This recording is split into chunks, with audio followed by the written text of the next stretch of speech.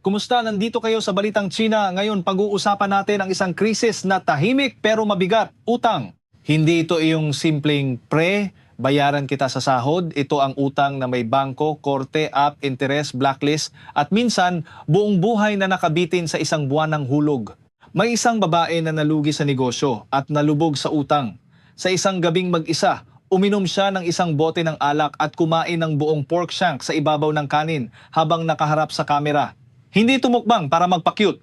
Para itong huling depensa ng taong pagod na, ginagamit ang pagkain para patahimikin ang takot. Sabi niya, dati ang kumpanya niya ay nagkakahalaga ng 410 milyong yen, halos 160 milyon, at ang sariling yaman niya ay 200 milyong yen, mga R78 milyon. Ngayon, may utang siyang 120 milyong yen, halos 27 milyon. Nawasak ang negosyo, kasal at pamilya, pero gusto pa rin niyang bumangon at mabawi ang dignidad. Dito nagsisimula ang mas malaking kwento. Sa China, may mga ulat na nagsasabing daan-daang milyon ang may kasaysayan ng utang. Ayon sa ilang opisyal na bilang, 280 milyong tao ang may credit history at nasa 130 milyon ang nakaranas ng pagkahuli sa bayad. Ibig sabihin, kung 10 kayong nakapila sa cashier, baka may isa roon na hindi lang nag-iisip kung masarap ba ang ulam, kundi kung tatawag na naman ba ang kolektor mamaya. Kaya mas mahigpit ang bangko sa pagpapautang. Maraming pautang noon ang ngayon ay pumuputok na parang lobo sa ilalim ng araw. Sa internet, may mga komentong nakakatawa kung hindi lang sana nakakatakot. May nagsabi, may utang daw siyang 50 yen, halos 20, at tinakot siya ng bangko kaya hindi na raw niya babayaran. May iba naman na gustong palakihin ang gulo para burahin ang obligasyon. Pero sa likod ng biro, may galit. Kapag maliit kang tao, isang pagkakamali lang, kaladkad ka na.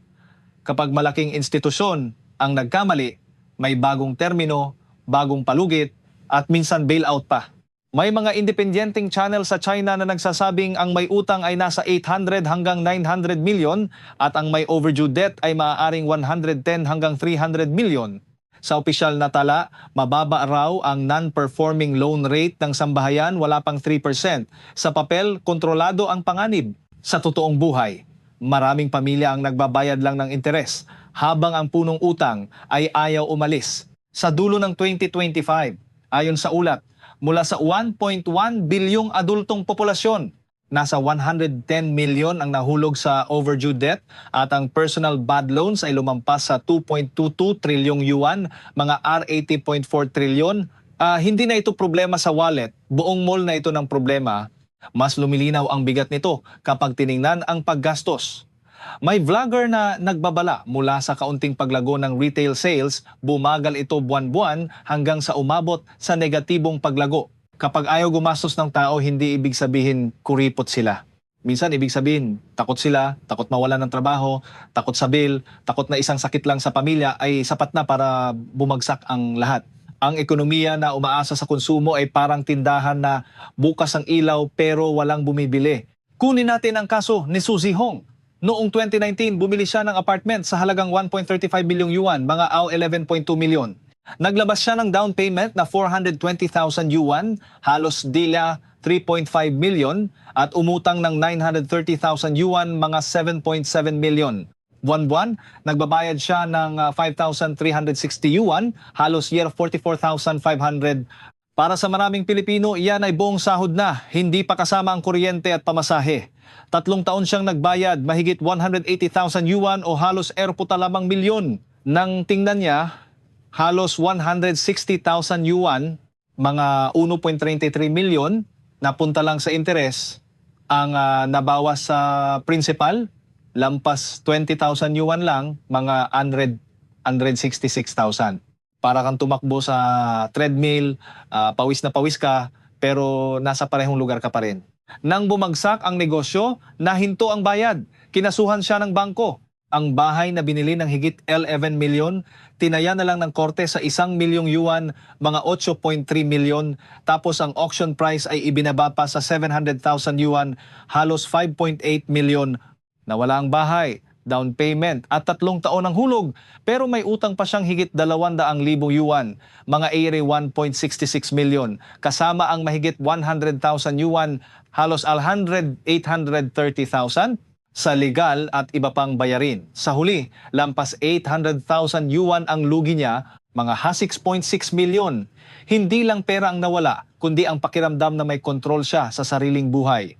May loan broker na nagsabing dumarami ang dating middle class na bumabalik sa kahirapan. May kliyente raw dati na mayaman na 10 hanggang 10 milyong yuan, mga AR 41 million hanggang 83 million, pero ngayon lubog sa utang. Ang dating successful sa social media, ngayon tahimik na. Minsan ang tunay na crisis indicator ay hindi stock chart. Ito ay yung biglang tumigil mag-flex.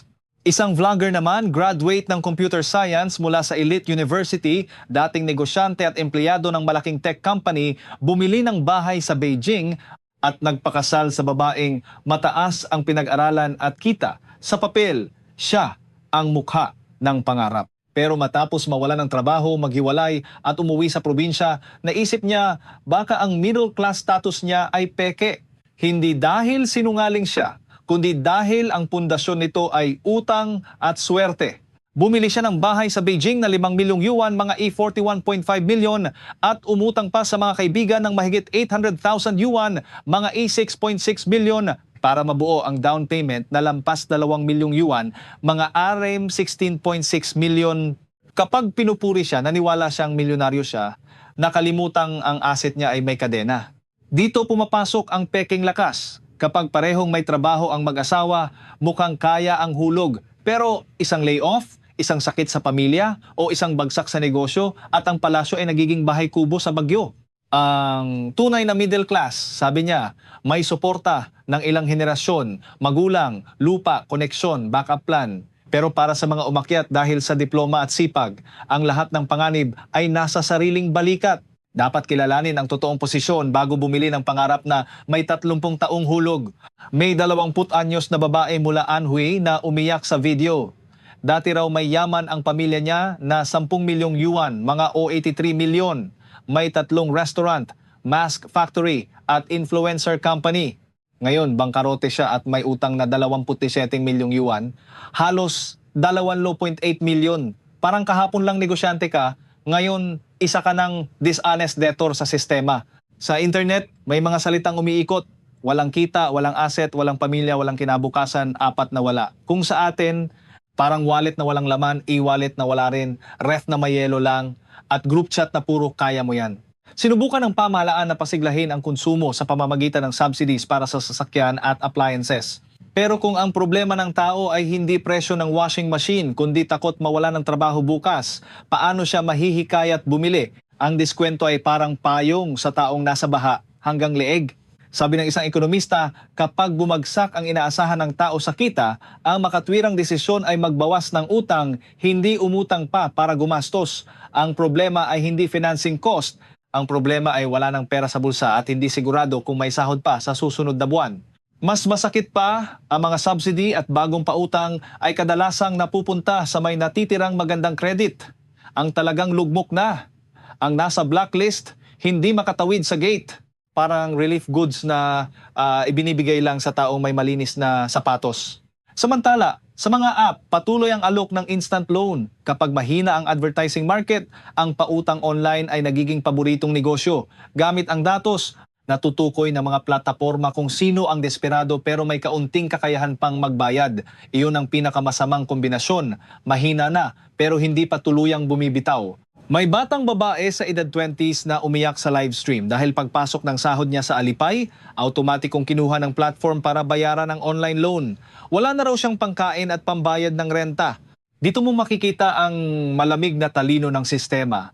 Hindi ka kailangang sigawan ng collector kung kayang sunggaban ng algorithm ang sahod mo bago mo pa ito mahawakan. Sabi ng human rights lawyer na si Wu Xiaoping, walang pambansang personal bankruptcy law ang China, kaya ang taong hindi makabayad ay hindi nabibigyan ng tunay na reset. Sa halip, inilalagay sa blacklist, nililimitahan ang high consumption, pinapalamig ang account at halos ginagawa siyang outcast. Sa malusog na market economy, ang bankruptcy ay safety valve.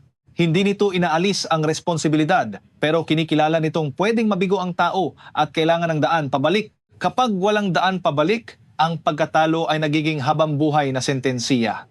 Dahil dito, lumalakas ang galit. May mga debt collection company na nangaharas, hindi lang sa umutang, kundi pati sa kamag-anak at kaibigan. Si Chen Zexiang, 32 anyos mula Nanjing, may utang na 450,000 yuan, mga 3.7 million mula sa credit cards at lending platforms. Sabi niya, kaya pa sana niyang magbayad, pero biglang pinutol ng bangko ang linya ng utang kaya naputol ang cash flow. Nang sirain ng collectors ang reputasyon niya, nagpasya siyang hindi na magbabayad. May isa pa mula Shandong na may online loans na mahigit 30,000 yuan, mga 249,000, at ganoon din matapos guluhin pati village committee. Kapag ang tao ay nawalan na ng pangalan, minsan nawawala na rin ang takot. Ito ang kinatatakutan ng mga regulator kapag 110 milyong tao ang nasa overdue debt. Ang tanong ay, hindi na lang magkano ang lugi ng bangko. Ang tanong ay, ano ang mangyayari sa lipunan kapag napakaraming tao ang pakiramdam ay wala nang mawawala? Kaya pinipilit pababain ang interest rates, may stress test na 12% at sinusubukang higpitan ang online lending platforms. Hindi ito simpleng kabaitan. Mas mukha itong takot na baka ang utang, kapag pinagsama-sama, ay maging krisis sa seguridad. Sa dulo, maaring pumili ang autoridad ng marahas na solusyon. Burahin ang ilang utang, tanggalin ang ilan sa credit blacklist, o maglabas ng utos na maganda sa papel pero magulo sa aktual. Pero sa sistemang maraming koneksyon at lusot, ang relief ay pwedeng maging panibagong negosyo para sa may kapangyarihan. Ang dapat sana ay tulong, nagiging unfinished project na naman, parang gusaling may tarpaulin ng tagumpay pero walang ilaw. Kaya ang aral dito ay hindi lang tungkol sa China. Para rin ito sa atin. Kapag ang yaman ay nakatayo sa utang, kapag ang middle class ay nakasandal sa isang trabaho lang, at kapag ang dignidad ng tao ay sinusukat ng credit score, napakanipis ng linya sa pagitan ng successful at nalulunod. Hindi masama mangarap ng bahay, negosyo, kotse o mas magandang buhay. Ang masama ay kapag ibinenta sa atin ang pangarap na parang siguradong investment, kahit ang tunay na presyo ay takot, interes at habang buhay na kaba.